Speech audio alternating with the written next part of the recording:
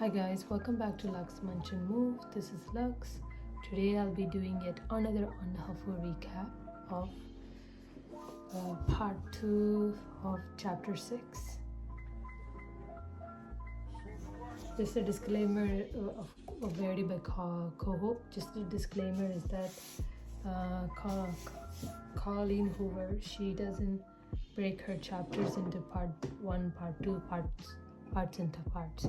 I'm just breaking them into parts because it would be too long for me to make each chapter if I had to recap them. At least at the pace I'm recapping, I'm sure other people could do a quick recap, but I'm recapping like a snail. Anyways, let's get into this. So we start off this chapter with Verity. We start off this chapter with Lowen.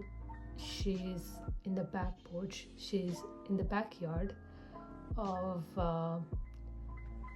the Crawford home. I shouldn't call it a backyard because they have a lake, and then they even have a fishing dock. But anyway, she's in the back porch. She's by the tables and she's reading Verity's books, and close to her there's Jeremy and his son. They're by the fishing dock. I don't know what they're doing, but they are like ripping off old wood from the fishing dock, probably to build a new one. But yeah, they're ripping off old wooden pieces from the fishing dock, and Lowen is watching this, and she sees Jeremy patiently accompanying his son, and he's very, very patient. And this reminds Lowen of her own father, who was always patient, who never lost temper, even while her mother was like nitpicky and had a frequent hot temper. Her father, we learned that her father passed away when she was 9.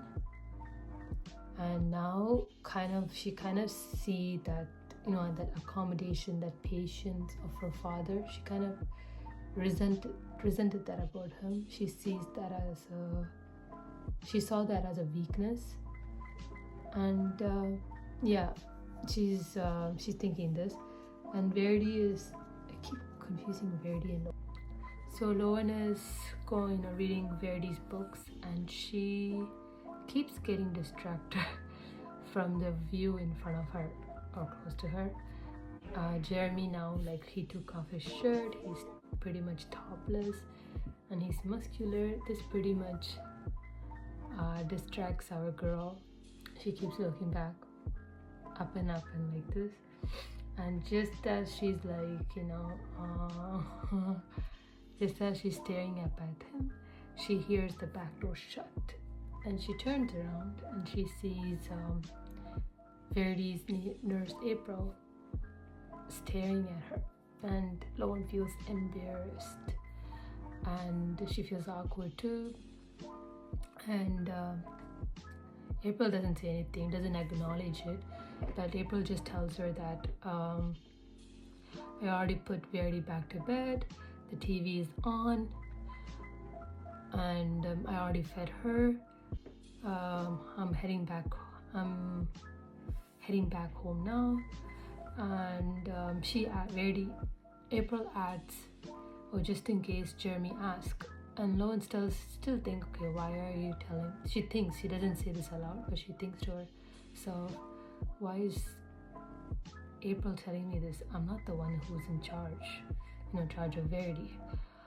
So when Lowen's like, okay, good night. And to this, April isn't friendly. She doesn't say good night back to her, and she just heads back home. She takes her car, and then things get spookier. So April leaves the Crawford home.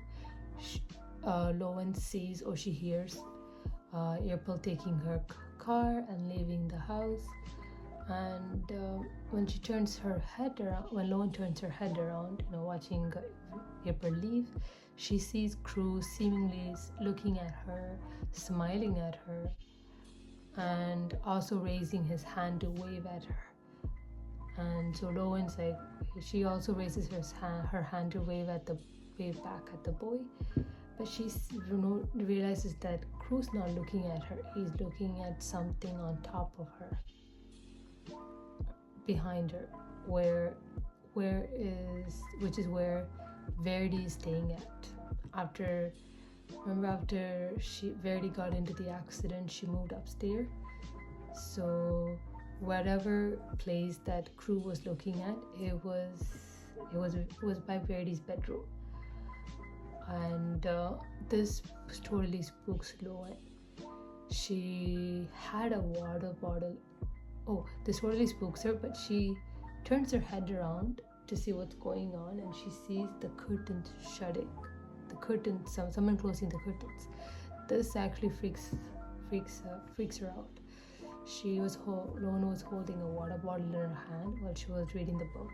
She spills the water bottle because she was so startled on the books, and she thinks, I need to check what's going on.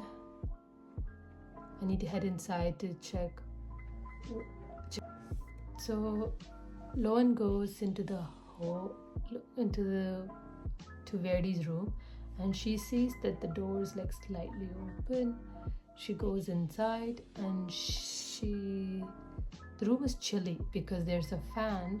There's like an oscillating fan, the one that moves back, turns this way and that. Right by the window, so right by the curtains, and the fan is actually like kind of moving the curtains a bit. So this kind of calms Lowen's nerves.